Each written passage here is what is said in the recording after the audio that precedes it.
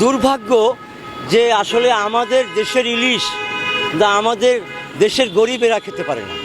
যে কোনো সরকারই আসুক, এই সরকারের কিছু কিছু ছোটোখাটো ইউনিয়ন পর্যায়ের নেতা থাকে, তাদের আন্ডারে আবার কিছু মুরগি নেতা থাকে, যাকে বলা হয় পাতি নেতা।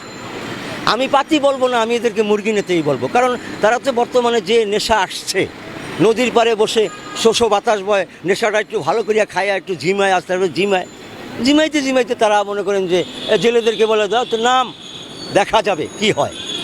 পরে ওই যে কিছু কিছু প্রশাসনিক কর্মকর্তা অসাধু, তারা আবার গ্রেপ্তার করে জেলেদেরকে।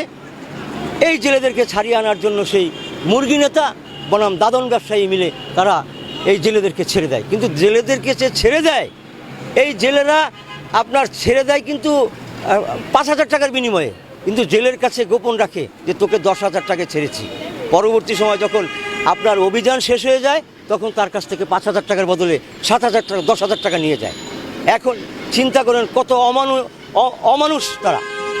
আজকে আমি এই ঝাটকা অভিযানে একটা প্রতিবাদ করছি, আমার কর্মসূচি পালন করছি। মূলত এই দেশের ইলিশ মাছকে রক্ষা করতে হবে।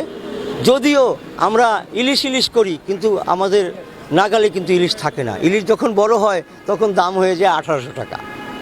আমরা কিন্তু গরিবেরা মাছ খেতে পারি না, সব পাচার হয়ে যায় ভারত, সব চলে যায় ভারতে ইলিশ মাছ। আমরা কটা ইলিশ মাছ পাই? আপনার গরিবেরা চেউয়া মাছ, ছোট গুড়া মাছ, তাই তো জোটে না। আর গুড়া মাছ আপনারা পাবেন কোথায়? যে জাল বেরিয়েছে চায়না দুয়ারি, ওই জাল দিয়ে সব কাঁসায় মাছ নিয়ে যায় গিয়া। মাছের প্রজন্ম, মাছের জন্মে আর পাবেন না আপনারা। আমরা যে বড় বড় মাছ খেয়েছি, আমাদের নাতিরা কখন এই বড় মাছ চোখে দেখবে না।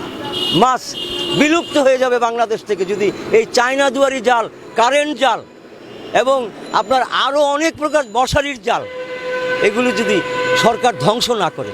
আমি তাই দাবি করছি, কারেন্ট জাল বন্ধ করুন, মুরগি নেতাদেরকে শায়েস্তা দিন, যাতে করে আমাদের দেশে ঝাঁকে ঝাঁকে ইলিশ আসবে, ইলিশ ফুটপাতে বিক্রি হবে। আমরা আন্দোলন করব, আমাদের মাছ আমরা খাবো, কেন আমরা পাচার করব?